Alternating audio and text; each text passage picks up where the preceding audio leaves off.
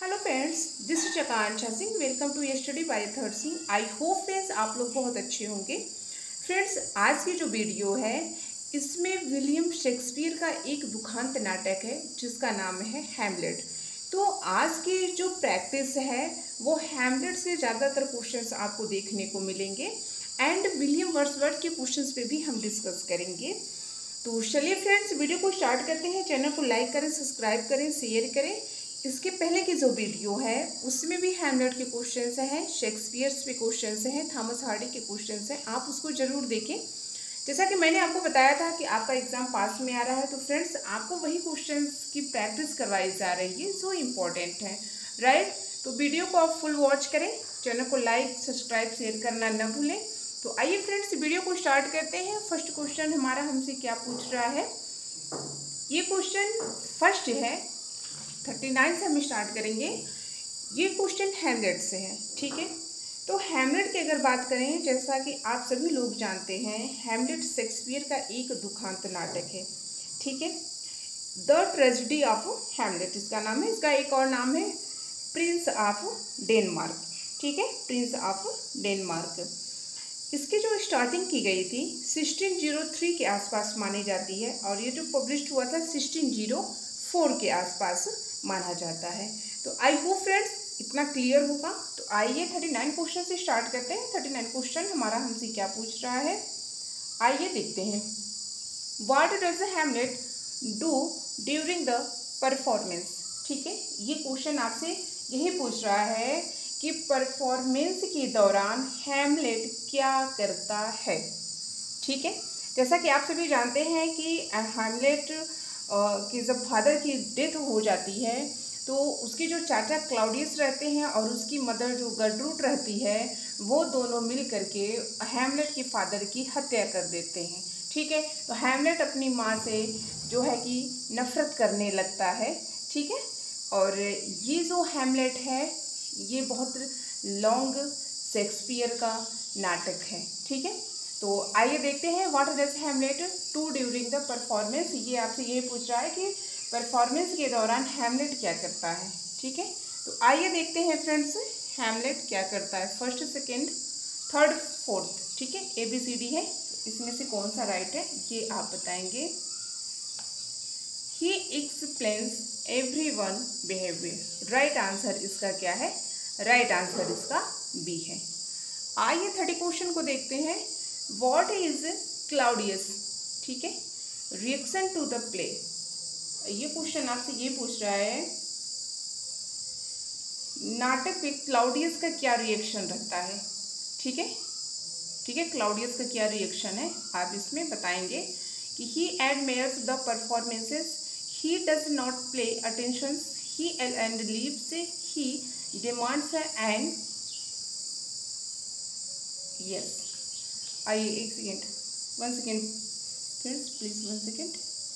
Yes, यहाँ पे N है, ठीक है, एन है। यहाँ पे रहेगा इनकोर, ये नहीं रहेगा, EN नहीं रहेगा, राइट, EN नहीं रहेगा। आइए 30 का राइट आंसर आप बताएंगे। इसका राइट आंसर क्या है, इसका राइट आंसर है सी, राइट आंसर है इसका सी। वह चिल्लाता है और चला जाता है, कौन, क्लाउडियस।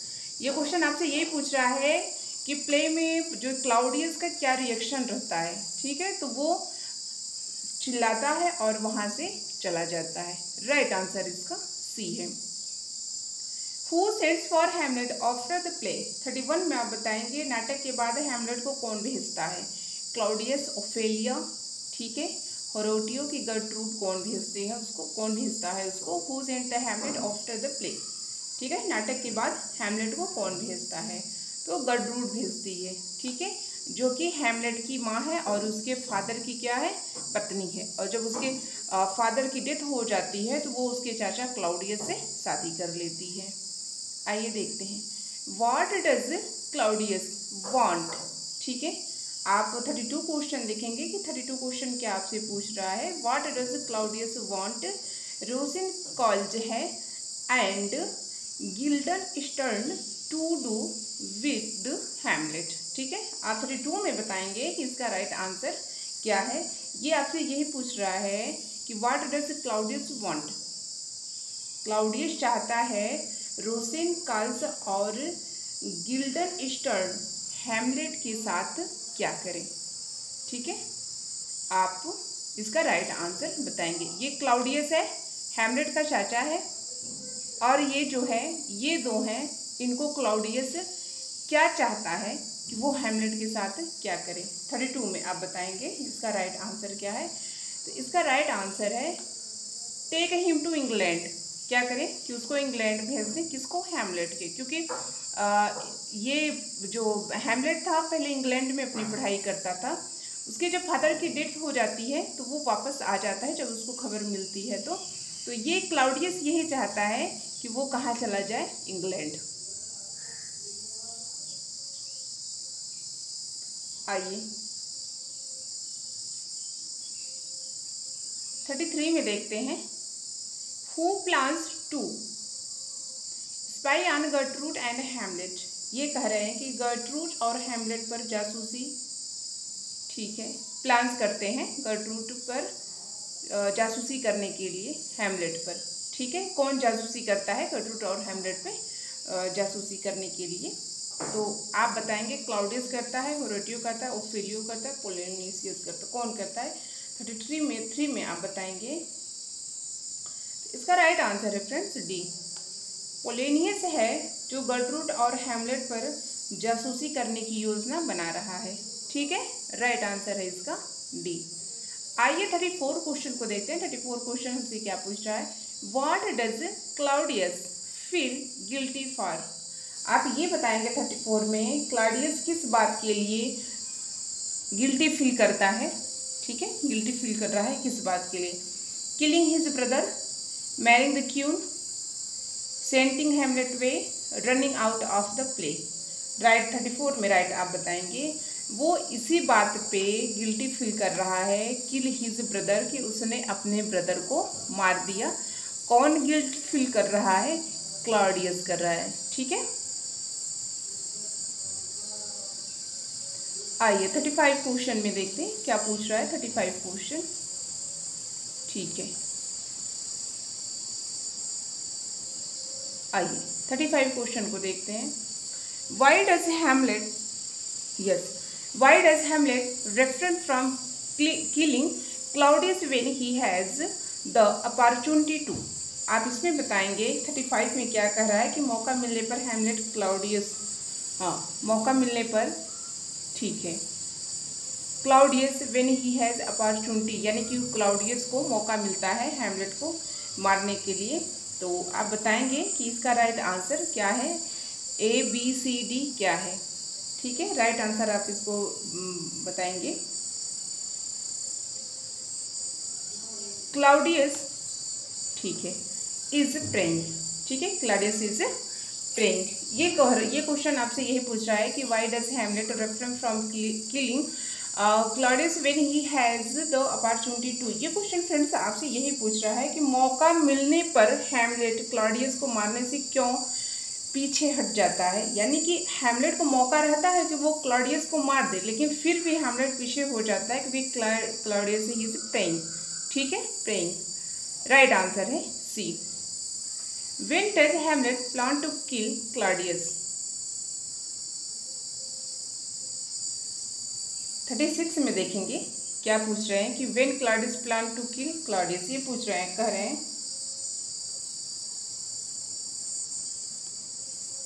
ठीक है, आइए 36 में राइट आंसर देखते हैं कि 36 में राइट आंसर क्या है इसका।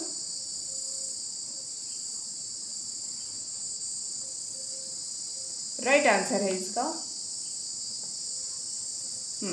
राइट आंसर इसका डी है। ठीक है, राइट आंसर इसका डी है। जब क्लाउडियस बुरा व्यवहार करता है तो Hamlet plan to kill, Hamlet plan करता है क्लाउडियस को मारने के लिए, क्योंकि क्लाउडियस क्लाउडियस जो रहता है वह बहुत बुरा व्यवहार करता है हैमलेट के साथ। 37 को देखते हैं। वाई डज, यस, पाइनियस। ठीक है, आइए देखते हैं 37 में क्या पूछ रहा है। पोलोनियस है फ्रेंड्स, ये पाइनियस नहीं है, ये पोलोनियस है। ठीक है,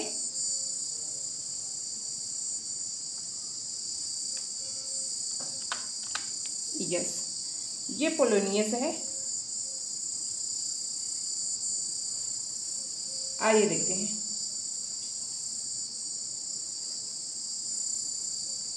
Why does Polonius want to yes eavesdrop on Hamlet? ये क्वेश्चन आपसे यही पूछ रहा है कि पोलोनियस हैमलेट की बातें क्यों सुनना चाहता है। पोलोनियस हैमलेट की बातें क्यों सुनना चाहता है? तो इसका राइट आंसर आप बताएंगे कि because he promised Claudius he would, ठीक है, so that he can find out how Hamlet feels about Ophelia, because Gertrude is scared for her own safety, so that he can find out why Hamlet is angry and upset. Right answer है इसका। Right answer आपको पता चल गया होगा कि इसका right answer क्या है। तो इसका राइट आंसर है डी है, Hamlet is angry and upset, ठीक है, वह can find out why Hamlet is angry, yes, angry and upset, नाराज और परेशान है हैमलेट, ठीक है। पोलोनियस से हैमलेट को बातें क्यों सुनाना चाहता है। आइए फ्रेंड्स देखते हैं 38 क्वेश्चन हमारा हमसे क्या पूछ रहा है। What does Hamlet accuse him mother of.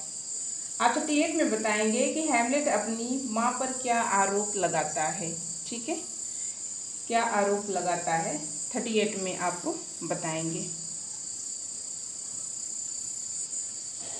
Right answer है इसका friends, yes, betraying Claudius, betraying him Hamlet, betraying his father, ठीक है, बेट्राइंग हिज फादर, जो उसके फादर की वो क्या करती है, उसकी हत्या करवा देती है। तो इसलिए हैमलेट जो है अपनी मदर पे आरोप लगाता है।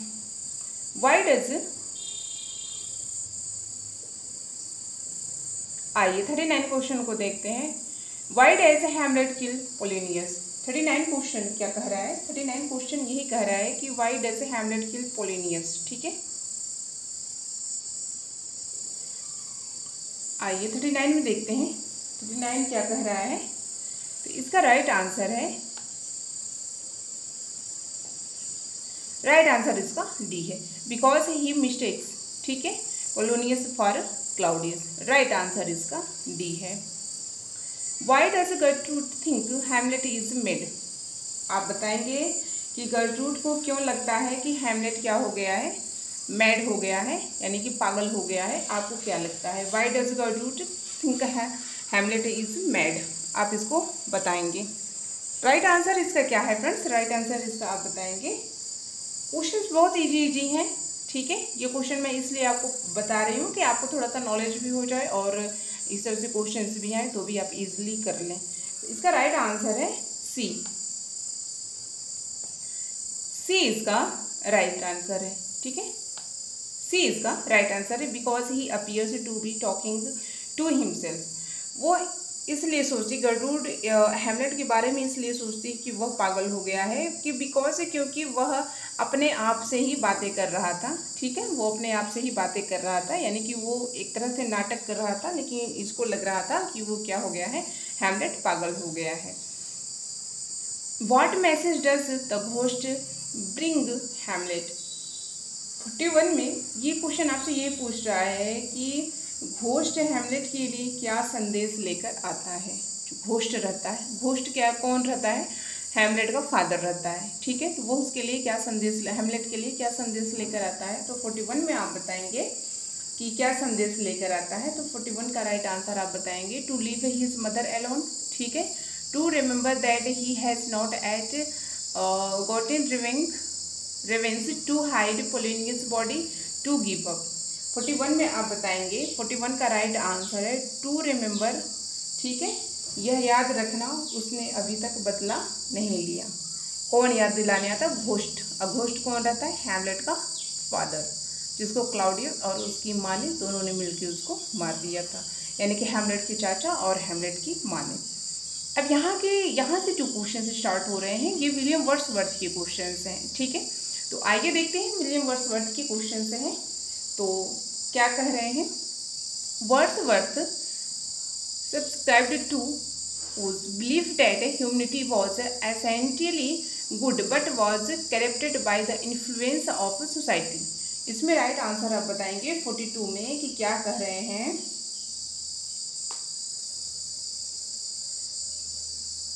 ये इस बात को कहें कि Wordsworth subscribe to whose yes believe that humanity.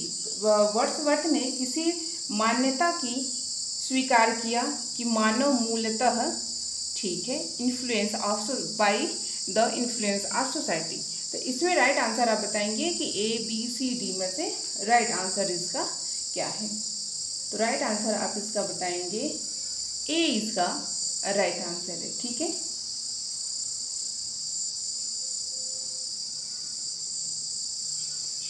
ठीक है, राइट आंसर है इसका फ्रेंड्स, ए इसका राइट आंसर है। वर्ड्सवर्थ की ये जो है ये जो क्वेश्चन है विलियम वर्ड्सवर्थ का, फ्रेंड्स इसमें वर्ड्सवर्थ इसी बात को कह रहे हैं कि वर्ड्सवर्थ ने किसी मान्यता स्वीकार की, ठीक है, किसी मान्यता स्वीकार की कि मानवता मूलतः अच्छी थी, यानी कि जो मानवता थी वो बहुत अच्छी थी, लेकिन जो समाज का प्रभाव था वो उससे क्या हो गई है, नष्ट हो गई है। तो इसमें आप राइट आंसर बताएंगे, तो इसका राइट आंसर है ए इसका राइट आंसर है। आइए 43 में देखते हैं 43 क्वेश्चन क्या कह रहा है। 43 question, for which poem of Wordsworth Charles Lamb wrote that, ठीक है, फॉर विच पोएम वर्ड्सवर्थ की पोएम है, चार्ल्स लैम्प ने लिखा है कि he liked the poems subject I can not say that style for it yes cute satisfies me it is too lyrical, यह lyrical है। तो आप इसमें से राइट आंसर बताएंगे कि 43 में वह कौन सी है विलियम वर्ड्सवर्थ की पोएम जिसपे चार्ल्स लैम्प ने इस लाइन को लिखा है। तो आप इसका राइट आंसर बताएंगे, इसका राइट आंसर क्या है, इसका राइट आंसर है पेटरविल, ठीक है, राइट आंसर है इसका पेटरविल। आइए 44 क्वेश्चन को देखते हैं। विच poem of Wordsworth in 1891 Oscar wild cited as an example of deleterious influence of nature on Wordsworth poetry। आप 44 में राइट आंसर आप बताएंगे कि राइट आंसर क्या है। विच पोएम ऑफ वर्ड्सवर्थ इन 1891 में Oscar wild, yes Oscar wild है, ठीक है, ठीक है। आइए इसका राइट आंसर देखते हैं, इसका राइट आंसर है पेटरविल, राइट आंसर इसका बी है। आइए 45 क्वेश्चन को देखते हैं। विच poem of Wordsworth begins with a description of him, ठीक है, ये जो 45 का क्वेश्चन है फ्रेंड्स, ये इसमें आपसे यही क्वेश्चन इसका मीनिंग यही आ रही है, इसका अर्थ यही आ रहा है कि ये को आपसे यही पूछ रहे हैं कि विच पोएम ऑफ वर्ड्सवर्थ की कौन सी कविता है जो कि एक फेरी वाला है, वह मिट्टी के बर्तन को बनाता है, ठीक है, और कुम्हार के रूप में अपना जीवन यापन करता है। तो ये है विलियम वर्ड्सवर्थ की किस पोएम का है, तो वो है पेटरविल का, राइट आंसर है इसका बी। आइए 46 क्वेश्चन को देखते हैं। During the first years that Mr Wordsworth and I were neighbors, our conversations turned frequently on the two cardinal points of poetry who commented। 46 में आप बताएंगे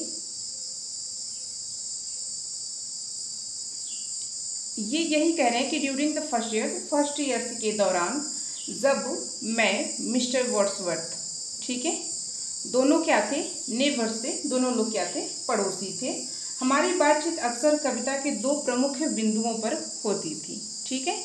तो हु कमेंटेड, ये कमेंटेड किसका है, कोल्ड्रिज का, साउदी साहब का है, और डी डिकेंसी का है, सिली साहब का है, किसका है। तो आपको तो समझ में आ गया होगा कि ये किसका है, ये है कोल्ड्रिज साहब का है, ठीक है। वो इस बात को कह रहे हैं, एक बार से फिर आप इसको देख लेंगे कि जो फर्स्ट ईयर्स था मिस्टर वर्ड्सवर्थ आई, यानी कि मैं, कोल्ड्रिज साहब, दोनों लोग नेबर पड़ोसी थे, ठीक है, और हमारी जो बातचीत थी वो अक्सर कविता पर ही होती थी, ठीक है, कविता के जो बिंदु होते थे उन्हीं पर होती थी। तो हु कमेंटेड, ये कमेंट किसका है, तो ये कोल्ड्रिज साहब का है। ये दोनों लोग बहुत क्लोज थे, विलियम वर्ड्सवर्थ और कोल्ड्रिज साहब, ठीक है। आइए 47 को देखते हैं। Who considered poetry has product of head rather than heart, ठीक है, ये आप बताएंगे 47 में क्या पूछ रहा है कि किसने कविता को हृदय की बजाय दिमाग की उपज माना है, ठीक है। रोमांटिक पोएट, एलिजाबेथन पोएट्स थे, नेरो क्लासिकल के पोएट्स थे कि विक्टोरियन पोएट्स थे, वो कौन से पोइट्स थे जिन्होंने कविता को हृदय की बजाय दिमाग की उपज माना है, यानी कि दिमाग का प्रोडक्ट माना है, आप इसको बताएंगे। ठीक है, तो वो थे नैरो क्लासिकल पोइट्स थे जिन्होंने पोइट्री को क्या माना है, यस प्रोडक्ट माना है। आइए 48 को देखते हैं। 48 में आपसे ये वर्ड्सवर्थ के अकॉर्डिंग एक कवि को यस सामान्य से अधिक जैविक गुणों वाला व्यक्ति होना चाहिए, ये इसका ये है अर्थ। ठीक है 48 का, तो आप इसका राइट आंसर बताएंगे। 48 का राइट आंसर क्या है, बी सेंसिबिलिटी। ठीक है, सेंसिबिलिटी वर्ड्सवर्थ के अकॉर्डिंग एक कवि को सामान्य से अधिक जैविक गुणों वाला व्यक्ति होना चाहिए, कि यानी कि उसमें क्या होना चाहिए, सेंसिबिलिटी होना चाहिए, राइट आंसर है। आइए 49 को देखते हैं। अकॉर्डिंग टू वर्ड्सवर्थ के according a poet poetry proceeds for the internal feeling of the. ठीक है, आप 49 में बताएंगे कि एक कवि की कविता उसकी आंतरिक भावनाओं से उत्पन्न होती है वर्ड्सवर्थ के अकॉर्डिंग। तो इसमें 4 ऑप्शन में से आप बताएंगे कि इसका राइट आंसर क्या है। इसमें आपको राइट आंसर बताना है 49 में। आइए देखते हैं, रीडर्स हैं common poets, none of this. I think आपको आंसर पता चल गया होगा कि इसका आंसर क्या होना चाहिए, इसका राइट आंसर होना चाहिए पोएट। ठीक है, वर्ड्सवर्थ के अकॉर्डिंग आइए देखते हैं, वर्ड्सवर्थ के अकॉर्डिंग एक कवि की कविता उसकी आंतरिक भावनाओं से उत्पन्न होती है, वो पोएट है। ठीक है, पोएट राइट आंसर है इसका सी। आइए 50 देखते हैं। How many causes Wordsworth has mentioned that lead to poetic composition. 15 में आपसे यही पूछ रहे हैं कि वर्ड्सवर्थ ने ऐसे कितने कारणों का उल्लेख किया जो काव्य की रचना की ओर ले जाते हैं। ठीक है, हाउ मेनी कास्ट वर्ड्सवर्थ, ठीक है, जो कहाँ ले जाते हैं, पोएटिक कंपोजिशन की तरफ। तो इसमें राइट आंसर आप बताएंगे, इसका राइट आंसर क्या है, इसका राइट आंसर है 6। राइटर है, लेखक के रूप में अपना शुरुआत किया था। ठीक है, आई होप कि आप कंफ्यूज हो जाए। मैं चाहूँगी कि आप इस क्वेश्चन को एक बार फिर से देखें। ठीक है, ये इंपॉर्टेंट क्वेश्चन है, आप इसको एक बार फिर देखेंगे। Wordsworth made his debut as a writer 1787 when he published a sonnet in. ठीक है, इस बात को यही कह रहे हैं कि वर्ड्सवर्थ ने 1787 में एक यस राइटर यानी कि लेखक के रूप में अपनी शुरुआत की थी। ठीक है, किसमें शुरुआत की थी, 1787 में वर्ड्सवर्थ ने राइटर के रूप में शुरुआत की थी। अ सोनेट, उन्होंने एक सोनेट को उसी टाइम पब्लिश किया था, तो उसमें किसमें पब्लिश, एशियन मैगजीन में, यूरोपियन मैगजीन में, लंदन मैगजीन में, अफ्रीकन मैगजीन में। तो इसका राइट आंसर आप बताएंगे, आई होप कि क्लियर होगा। यूरोपियन मैगजीन में विलियम वर्ड्स ने सोनेट को पब्लिश किया था। ठीक है, आइए 52 क्वेश्चन को देखते हैं। Which period age Charles Lamb belongs to, यहाँ से चार्ल्स लैम्प के क्वेश्चन से स्टार्ट होते हैं, तो आइए इसको भी देख लेते हैं। Which period age Charles Lamb belongs to. ठीक है, ये क्वेश्चन आपसे पूछ रहा है कि चार्ल्स लैम्प किस काल इसे बिलोंग करते हैं। ठीक है, किस एज से बिलोंग करते हैं, romantic as, classical as, Victorian age से। ठीक है, ये मॉडर्न एज है, यहाँ पे मॉडर्न रहेगा, मॉडर्न एज से।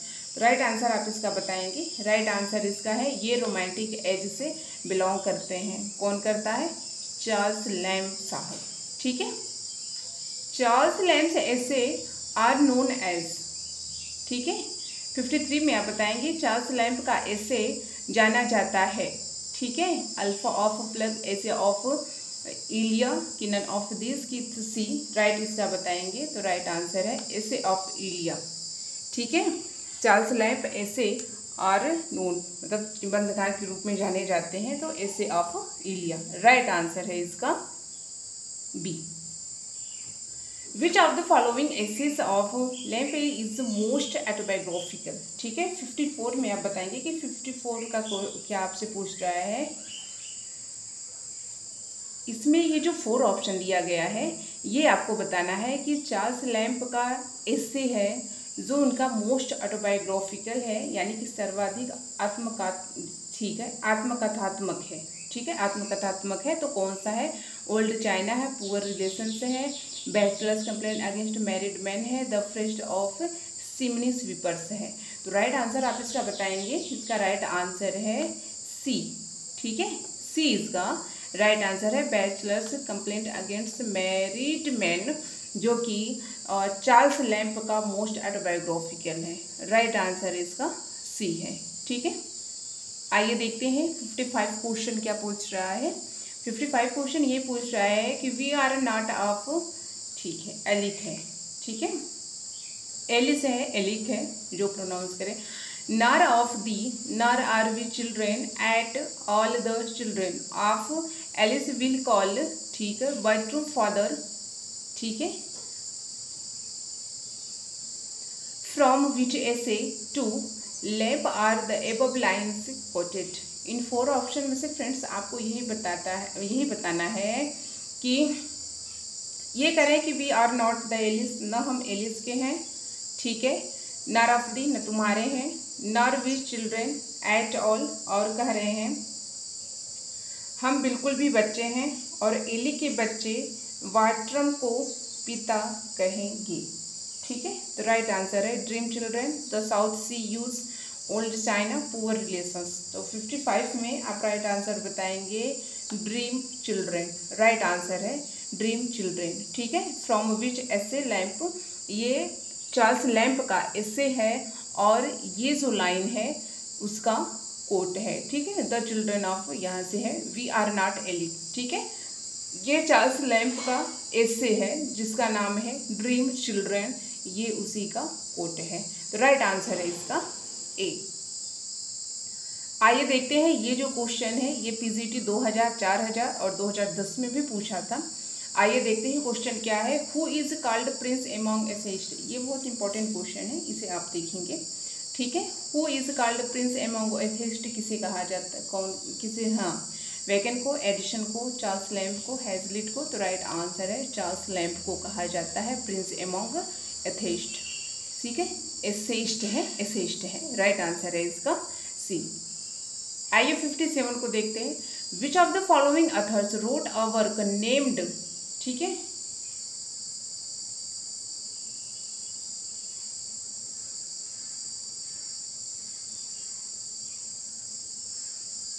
यस, राइट आंसर है फ्रेंड्स चार्ल्स लैम्प ही रहेगा। ठीक है, आइए देखते हैं।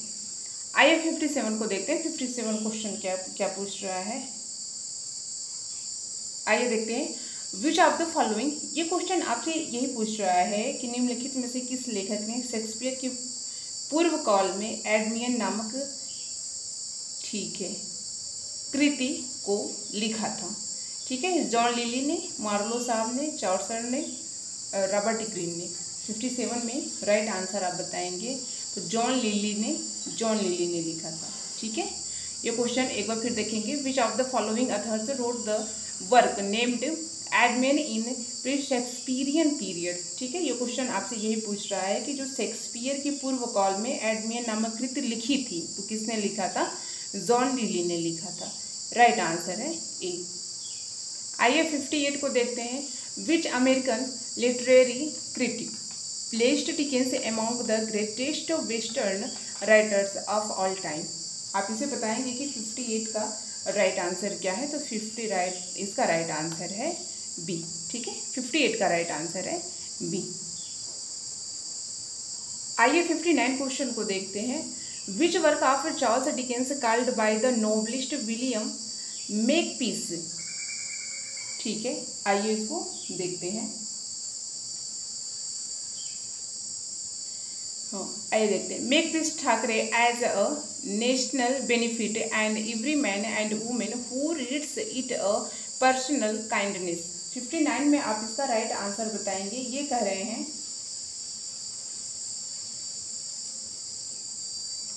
चार्ल्स डिकेंस का एक वर्क है